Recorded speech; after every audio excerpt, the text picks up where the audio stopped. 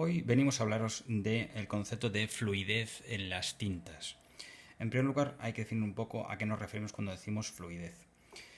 Nos estamos refiriendo a la facilidad, a lo sencillo que le resulta a la tinta transitar por los conductos de la pluma estilográfica. Para que nos entendamos, todos hemos hecho alguna vez masa de pan o algún tipo de cosa en repostería, y cuando nos pasamos, por ejemplo, de harina nos queda más terroso, y cuando nos pasamos más de agua nos queda más viscosa la masa, ¿verdad? Pues algo parecido estamos hablando ahora de las tintas. Es decir, cuanto menos fluido es, más terroso nos queda, y cuanto más fluido, más se parece al agua.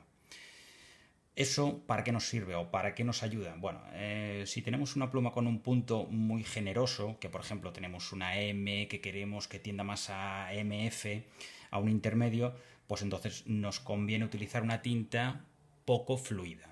En cambio, si por ejemplo tenemos una pluma con un punto muy pequeño, muy estrecho, una EF por ejemplo, imaginemos incluso japonesa, pues entonces nos conviene tinta con mucha fluidez, porque si no muy fácilmente se va a interrumpir el trazo. Bien, para hablar de fluidez vamos a hablar en dos conceptos. En primer lugar vamos a hablar de marcas, marcas que son por definición poco fluidas, como son, aquí tenéis un ejemplo, básicamente alemanas, como veis, un poco casualidad, pero tienen fama especialmente las de Pelican, tanto la versión más económica, la 4001, como la versión un poco más de lujo, como es la Edelstein. Y luego también, para mí, eso siempre hablo de mi experiencia, para mí son también las de la casa Lamy. Por otra parte, en la otra parte de la balanza tenemos las Iroshizuku y las Robert Oster. Esas serían un poco, para mí, las más fluidas, las que tenemos a la derecha, y las menos fluidas, las que tenemos a la izquierda. Luego hay marcas que se quedan un poco en medio y dependerán de la segunda variable. No solo es la marca que estamos hablando hasta el momento, sino que dependerá de la segunda variable de la que hablaremos ahora. Sería la KWZ y la Montblanc. ¿Y cuál es esa segunda variable? Pues es el color. Aunque parezca otra cosa, el color influye mucho en la fluidez de la tinta. Cogemos la KWZ como ejemplo y tenemos estos dos colores de aquí.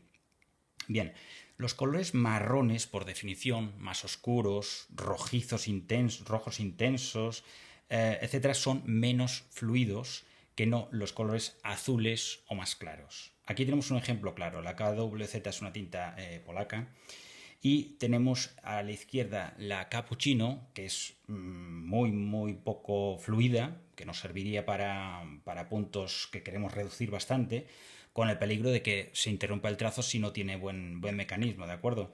A la derecha tenemos el Azure 3, que es pues bastante más fluida que la que tenemos a la izquierda. Es decir, estos son marcas que no se define exactamente por ser fluidas o no, sino que dependerá del color. Para mí, bajo mi criterio, también pasa un poco lo mismo con la Montblanc. Hace poco tengo el Petrol Blue de Montblanc, que son de esos colores que sacan, que no son genéricos, no encendamos, y es muy fluida, bastante fluida. En cambio, la Toffee Brown, que es así, que es de línea regular, la que tienen siempre, es bastante menos fluida. Esta me parece fantástica, esta la Toffee Brown. Por tanto, hemos visto dos criterios, como son las marcas y como son los colores. Recordar que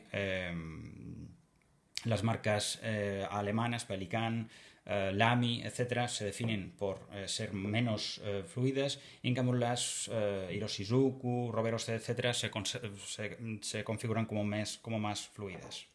Finalmente, poner el último ejemplo, como es la Waterman, que estaríamos en el mismo caso que la KWZ, es decir, el de la izquierda tenemos color marrón y el de la derecha tenemos el Serenity Blue, fantástico color también este, y se caracterizan por ser bastante poco fluido este y bastante fluido este. Es decir, para poner dos extremos que se conjugarían los dos criterios, tendríamos en un extremo tendríamos la Pelican 4001 o la Waterman, las dos de marrones, que serían muy poco fluidas, a la que podemos añadir la Cappuccino, y a la derecha tendríamos el otro extremo de fluido, que por ejemplo podría ser la Konpeki de Iroshizuku. Nada, espero haber aclarado algunos conceptos sobre la fluidez de las tintas, ¿vale? Continuamos otro día. Hasta ahora.